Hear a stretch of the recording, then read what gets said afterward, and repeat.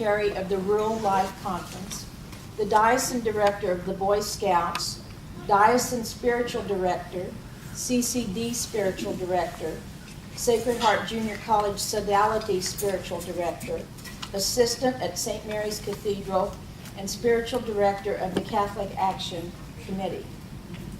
In 1936, he became General Chairman of the Standing Committee for Manuals for Religious Teachers of Public Schools. In 1937, he served on the 50th anniversary of the Diocese Committee, and in 1938, he became active in the Catholic Bookshop. And he, during that time, published, or co-published, I guess, 3 textbooks for the religious discussion groups. He was active in the Catholic Theater Conference, in the Catholic Library Association.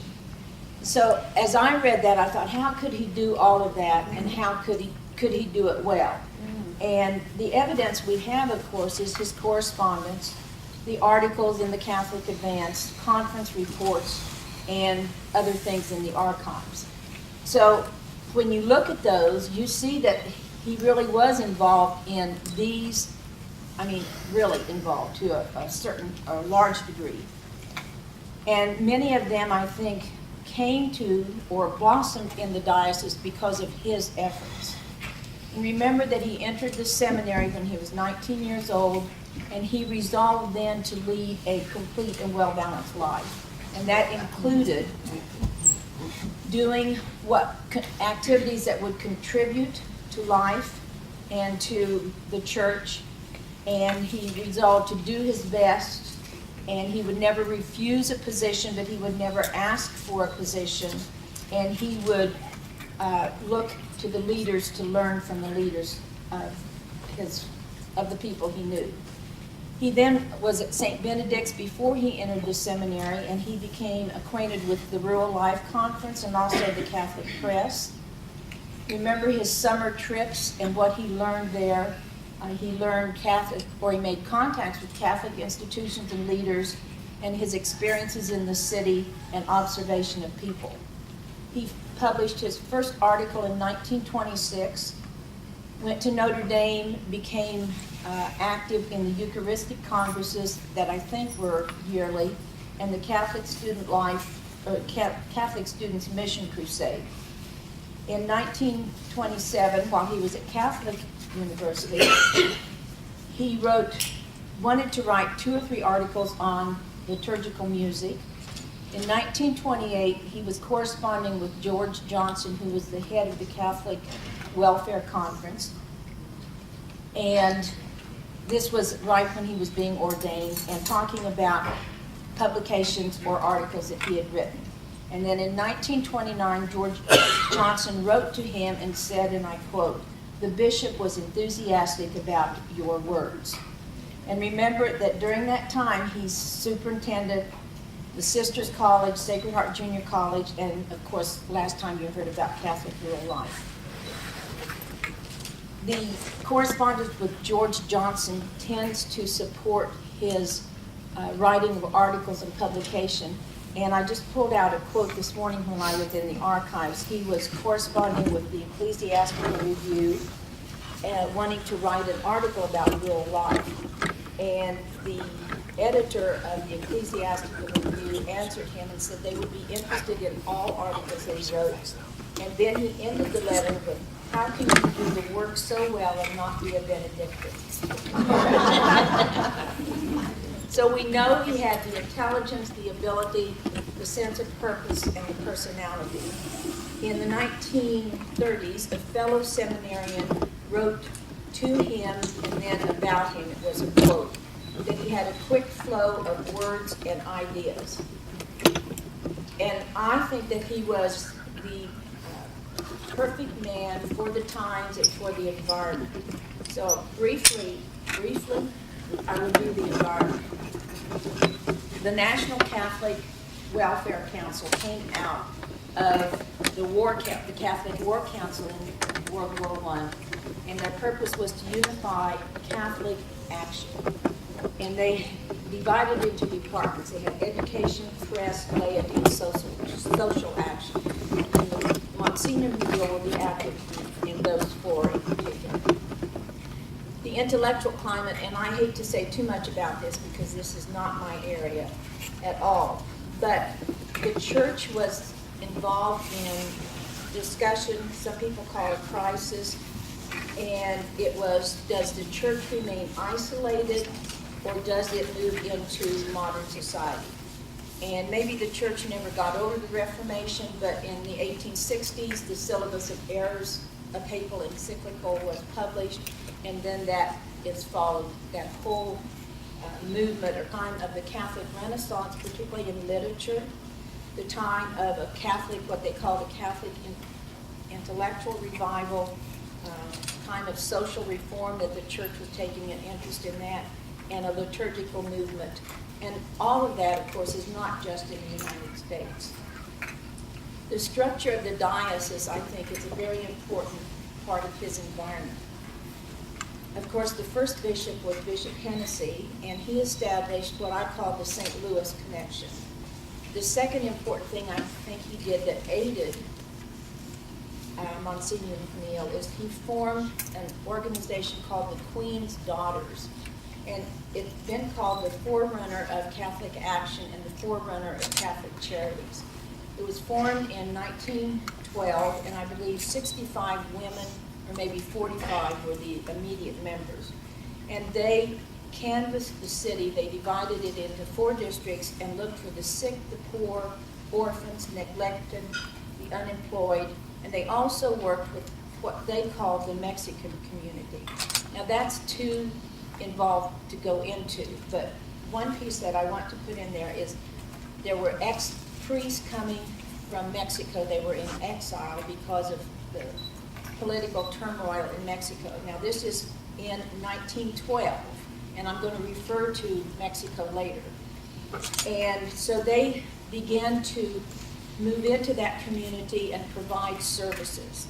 And they asked, according to the writings, 3 religious orders to help them. And the minutes of that organization, they called them the Sisters of St. John, but I'm assuming that's the Adorers. And then the St. Joseph Sisters and the Holy Ghost Order. The other bishop is Bishop Squirtner, and then Winkleman, and this covers from 1920 to 1946. It was during that time the Wichita Diocese was called the busiest, best organized, and thoroughly efficient diocese.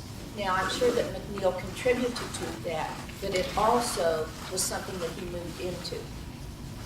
And the third part of that structure, and I don't think you can minimize this, are the religious orders that were there even before the beginning of the diocese, with the education, health care, and parish work.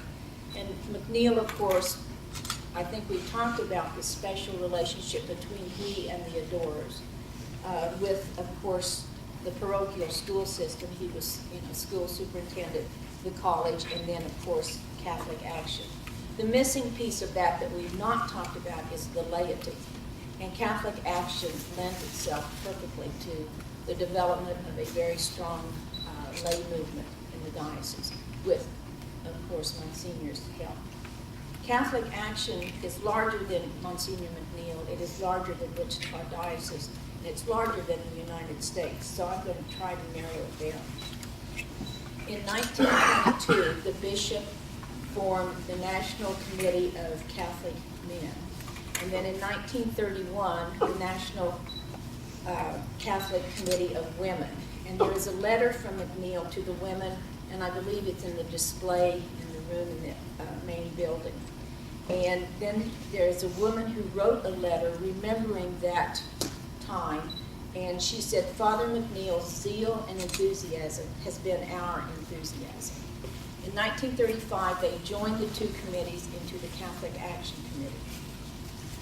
And then it becomes becomes complicated. There are contacts, connections, there's a lot of energy and enthusiasm and a lot of hard work. In my approach, and it's a little different, I'm not going to acknowledge Monsignor McNeil all the time because I've tried to establish his presence, and if you've been here before, you know that. The question that I think you could consider and I could consider is, was he unique in the diocese as a priest? Were other priests as active as he?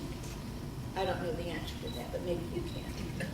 The other point I want to make is that because it's the development of the laity, I'm not a native of Wichita, but I've been here more years than I care to remember some days. And the names that I run into consistently are the names that appear as early as 1912 in my research. So I'm just going to click off some of the last names.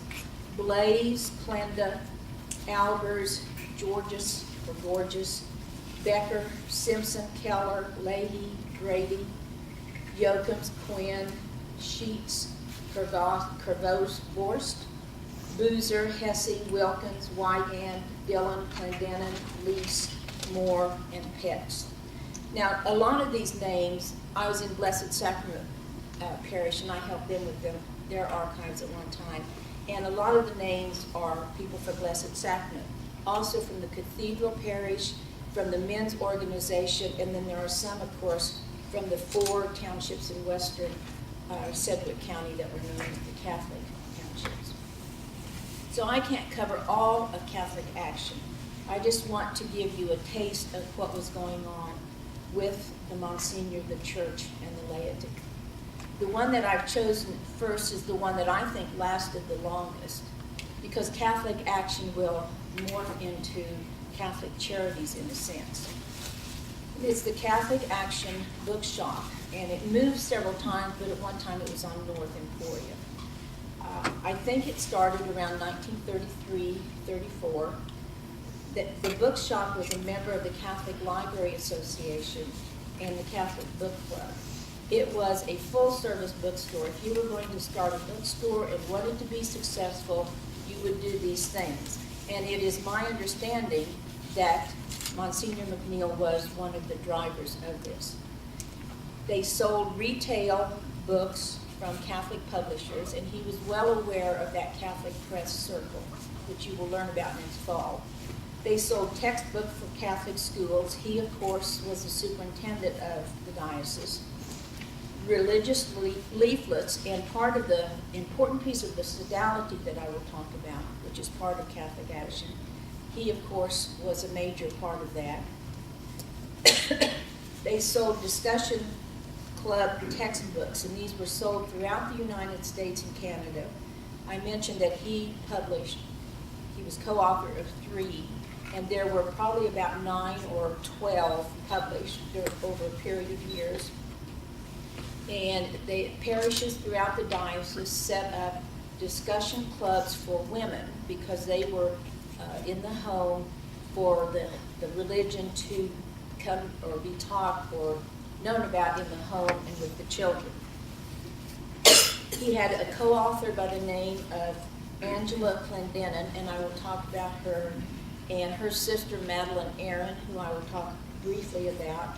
His brother, who you have heard about, who has his own vigorous career, wrote 2 and co-authored 3 of those. So all of those people are connected in a way.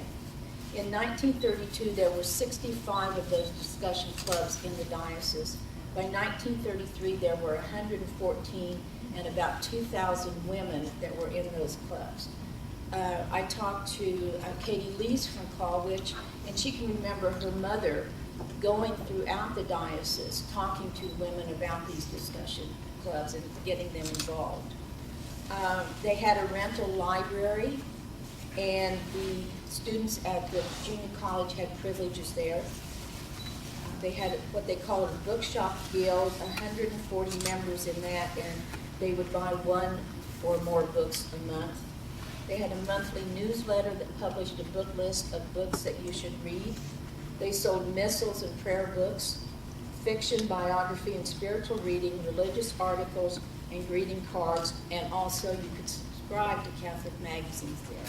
And as I said, if you're going to run a bookstore, I think that's probably one successful way to do it.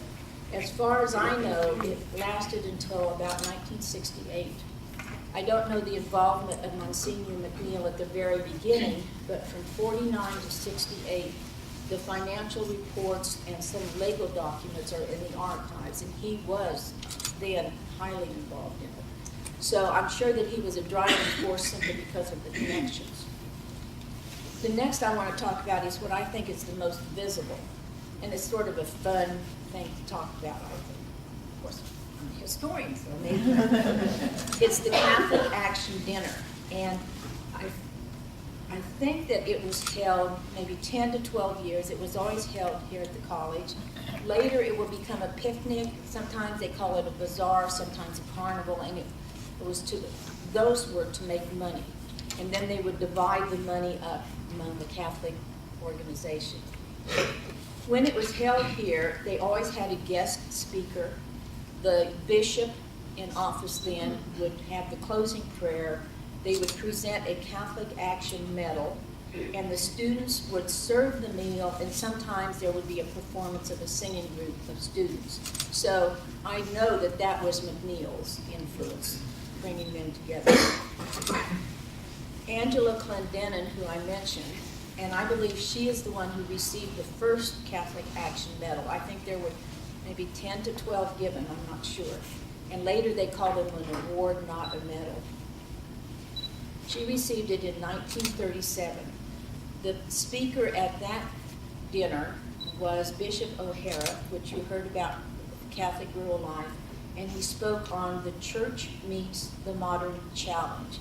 And again, if I had time, I could weave these intellectual themes in, but I don't have time, so you can do that. I have to talk shorter than Charlotte.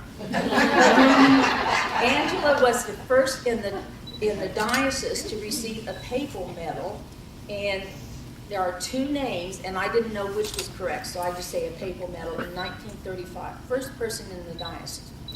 She was chair of the Catholic Action Committee in the early 30s. She was their executive secretary. She was the diocesan president of the Council of CCD.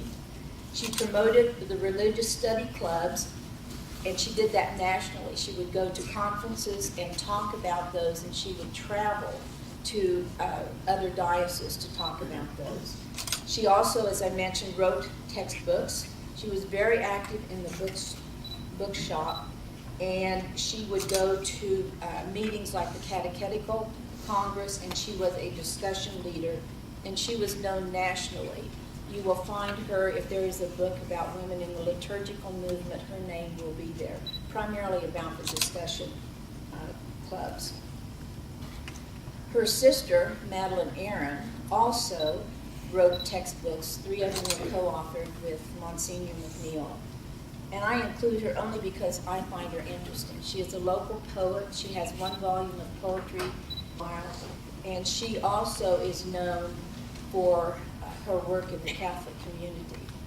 She did belong to the Catholic Poets and the Catholic Authors Club, and she did many readings here at the college for the students of her poetry. And her poetry has been published for 1 volume, but it's also published in anthologies. And then this woman competed with Father or Monsignor McNeil about being busy. Her name is, she was always referred to as Mrs. Mark E. Lewis, and she received the Catholic Action Medal in 1938. And I had a hard time finding her maiden name, her first name, but I finally did, and it was Marguerite Shea, and that's S-H-E-A. Her grandparents came to Butler County in 1858, and their last name was Mannion.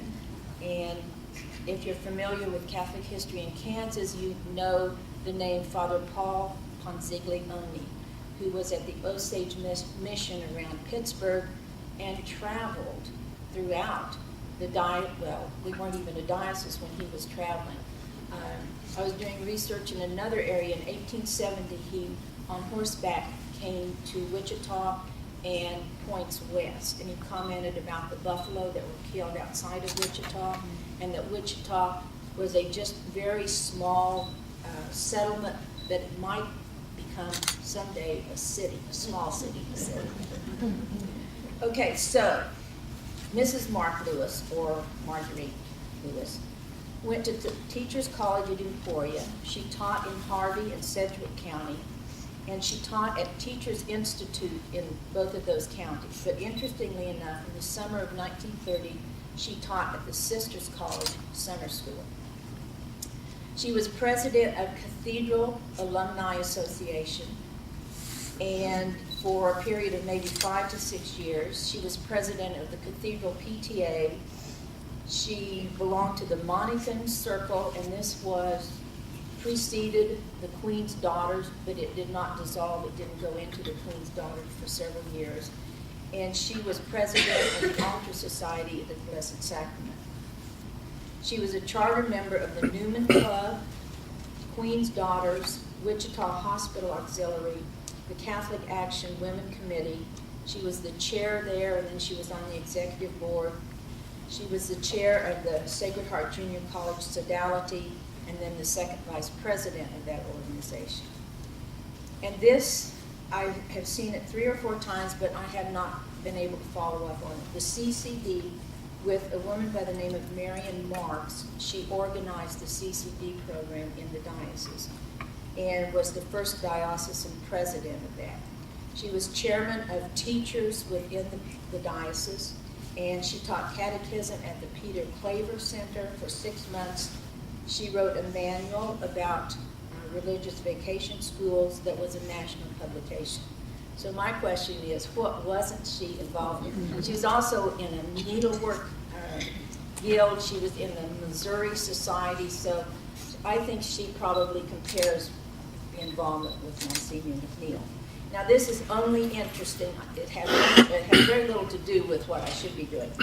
But the dinner for her in '38, the guest speaker was a Reverend Richard Felix, and he talked about anti-religion and anti-religion activity and anti-American activity in the United States.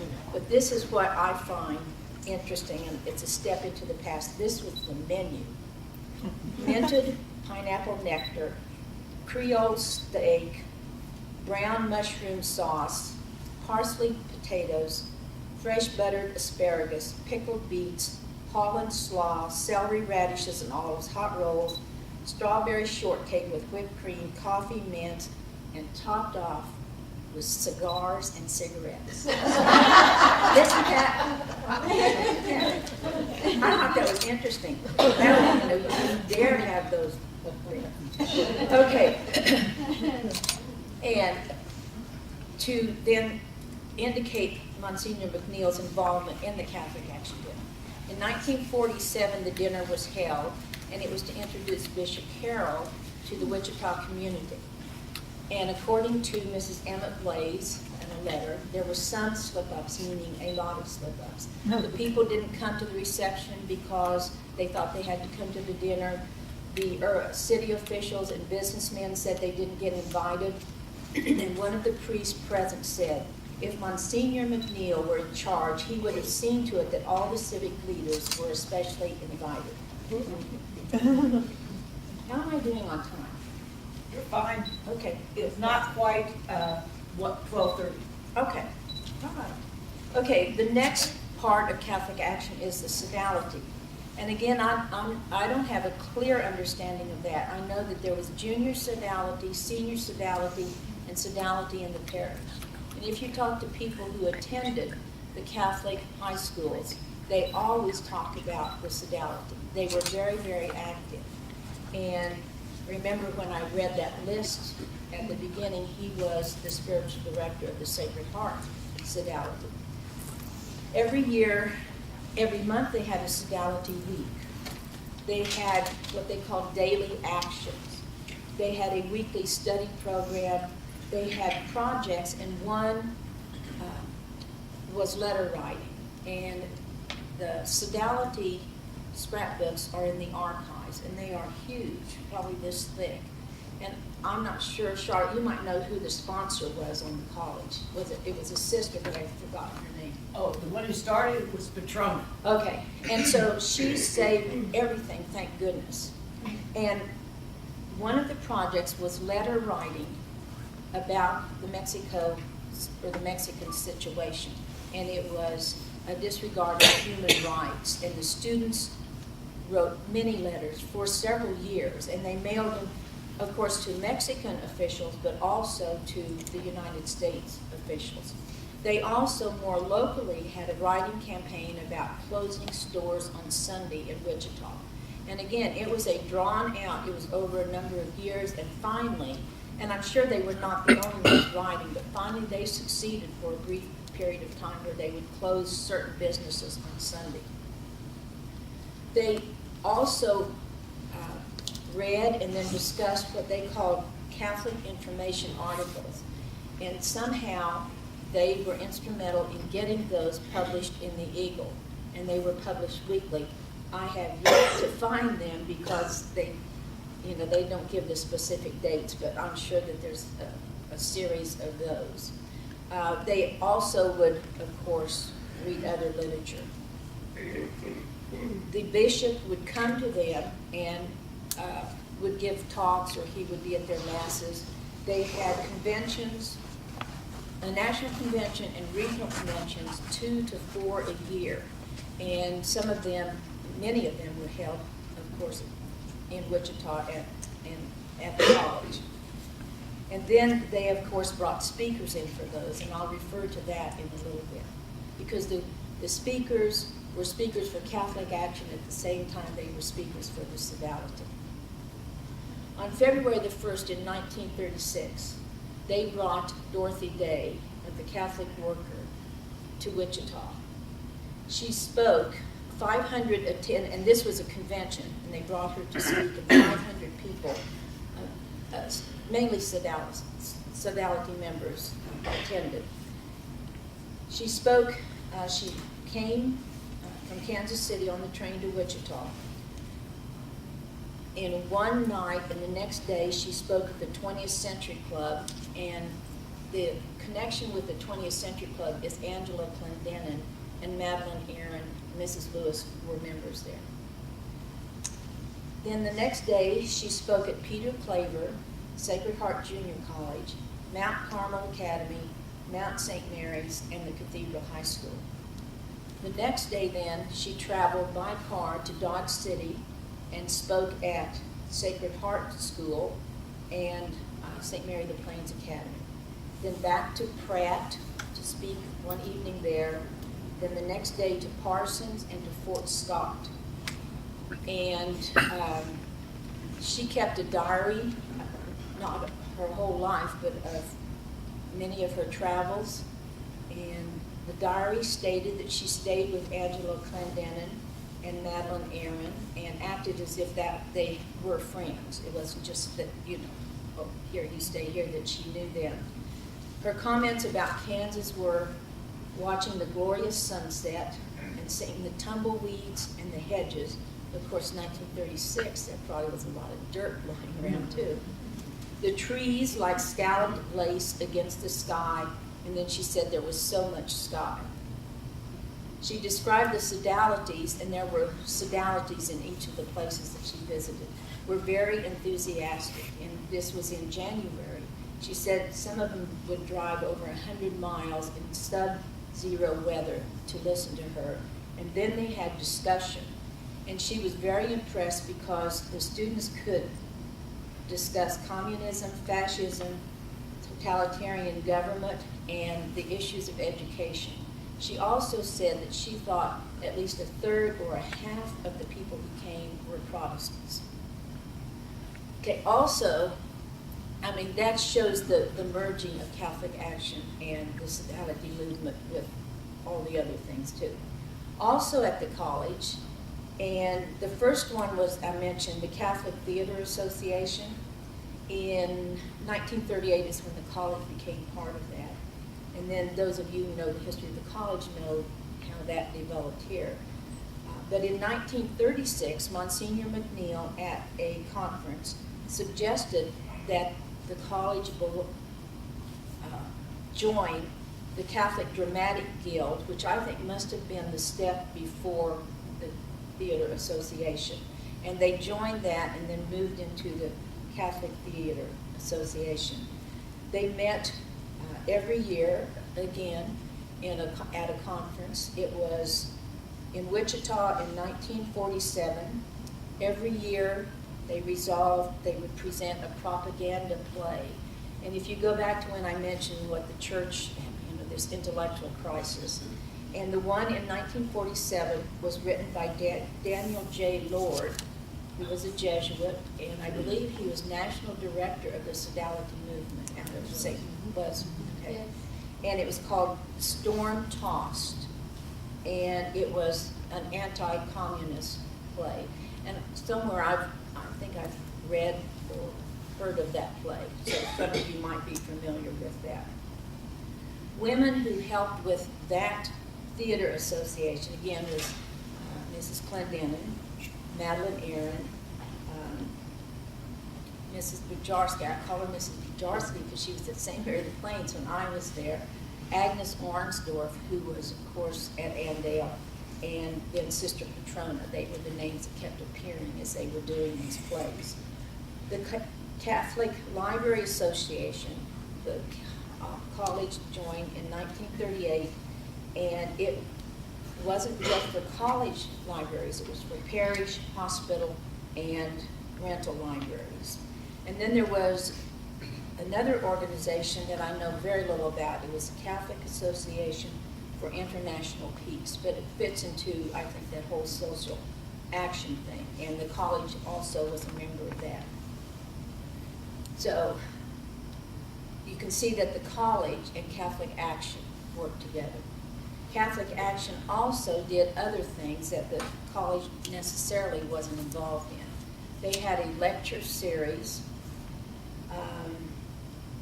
and as we go through here, I'll mention what these people talked about or what they were involved in. Bishop O'Hara, which I mentioned before, his talk was on, and this is only 1 year, the lay apostle.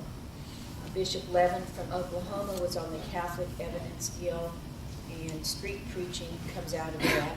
And there was an interesting note there that Bishop Levin, and I'm not sure that he was a bishop when he did this, he was in London and connected with a publisher, Frank Sheed, and then he spoke in Hyde Park. And that was his introduction to street preaching, and I'm assuming that he's the one who brought it to the United States. It was a Bishop Kelly who wrote on Mexico, or who spoke on the Mexican situation and the story of the Extension movement. Dorothy Day would be one. Daniel J. Lord came and talked about the sodality. John Lafarge, America, the Catholic magazine, and then Francis J. Sheed, or I call him Frank Sheed. He and his wife Maisie had the first publishing house, and that was totally donated or dedicated to Catholic publication in London. And eventually they will come to New York and move the publishing house here.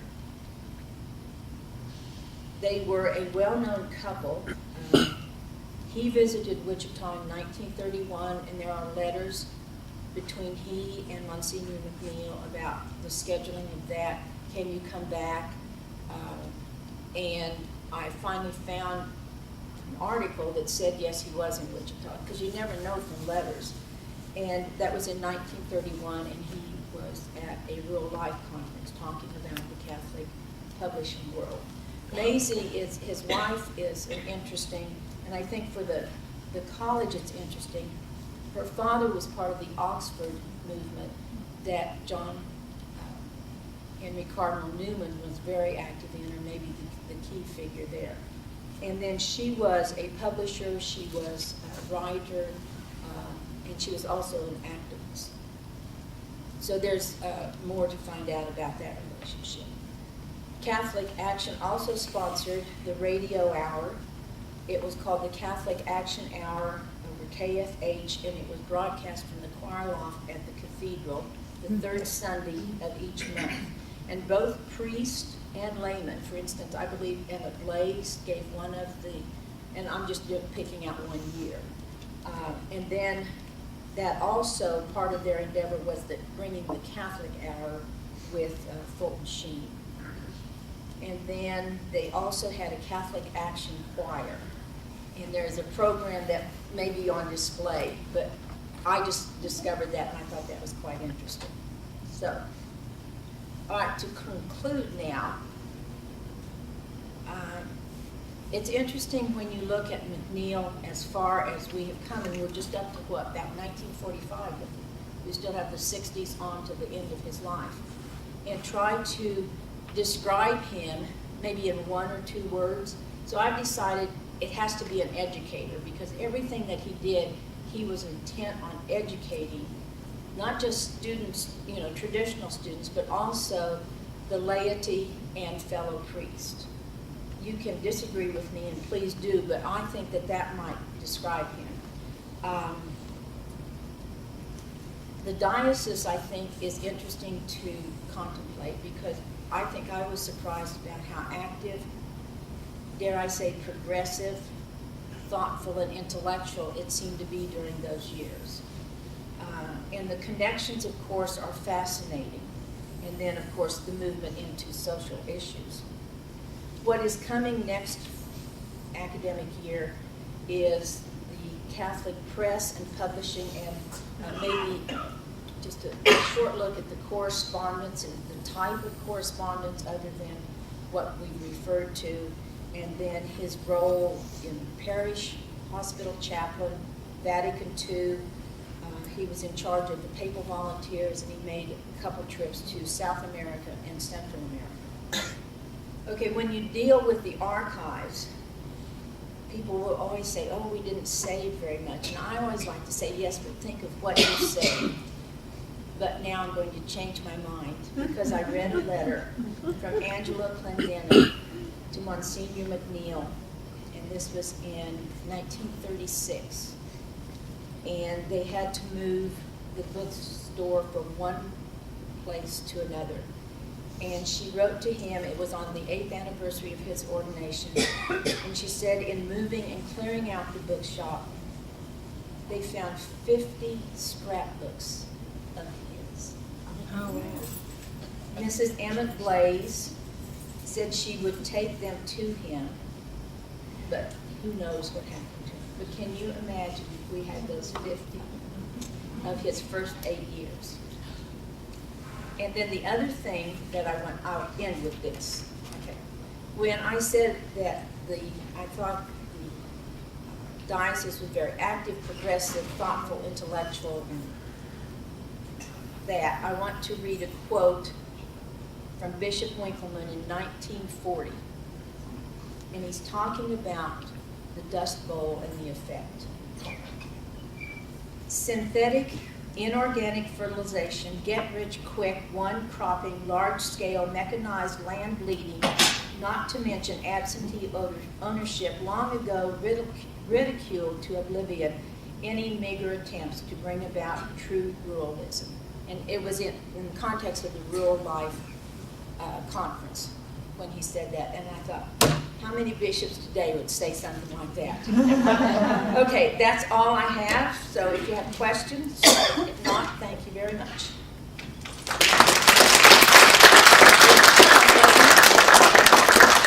Before you ask questions, I just have to tell you this. If you haven't noted that we have a little bit of a rivalry between us. A little bit, yes. A little bit of competition here. So, you know, she did it. She got it down condensed. I didn't do it last time. So I'm going to say she's won for this year. And I have to add that Charlotte is an American historian, and I say that's current events because I am European historian.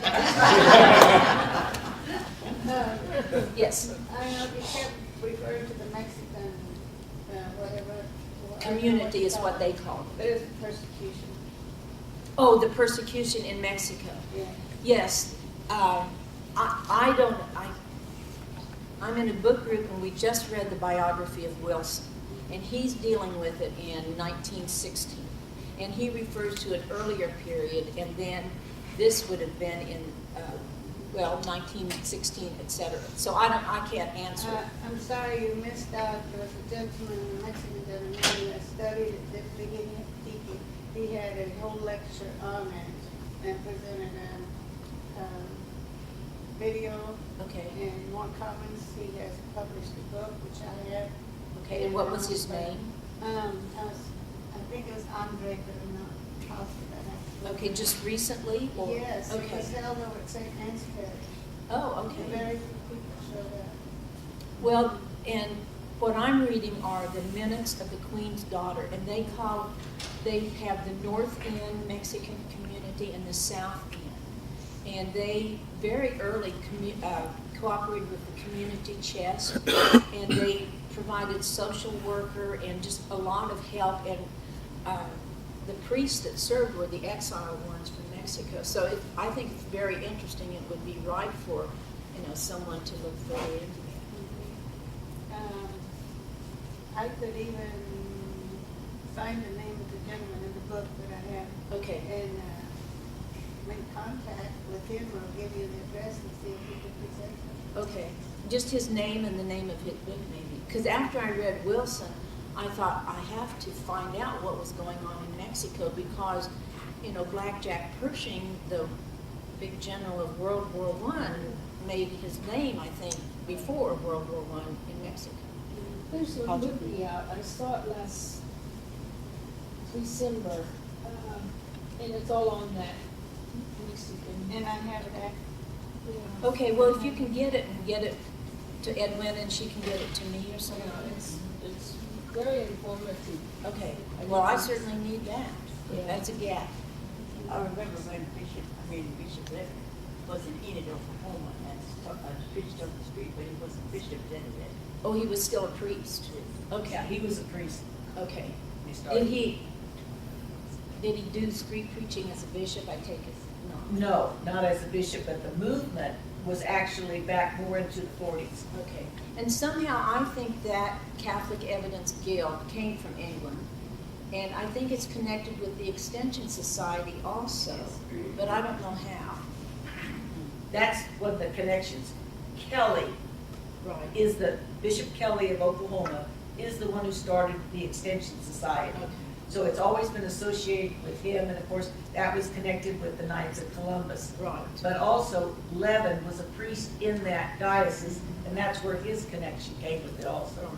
I think someone should, well, of course, write the biography of Monsignor McNeil, but I think the story of the diocese needs to be told, because to me, it is a rich, rich history that most people aren't aware of. And I think the other thing that's really become apparent as we've been doing this research is, we've always heard this expression, or at least a number of us that have been in Greenland for a long time, and it was the expression that we were this sleepy little college on the way to the airport. Well, look at what we've been able to discover, that this is the platform That's right. in many ways that the diocese used Mhm. in relation to everyone. Yeah. And we're not talking about just the priests and the religious, we're really the laity, and it's a hotbed for all of that. Mhm. It was Yeah. tested here. And I would say that the relationship between McNeil and the Adorers was strengthened both parties of that relationship. Right, I agree. One couldn't have done it without the other. Uh-huh. And I know we talked about when he was superintendent of the schools, he really relied on the sisters from the order. Right. Was it 3 orders or 2 Right. orders that had a main? It was 3 that were the main ones. Yeah. Okay, any other questions or comments? Okay, well, thank you very much. Thank you. Thank you. The other thing, I just want to add that the only change that we'll make next year, we haven't set the dates yet, but they will only be given once, like these last 2 have been.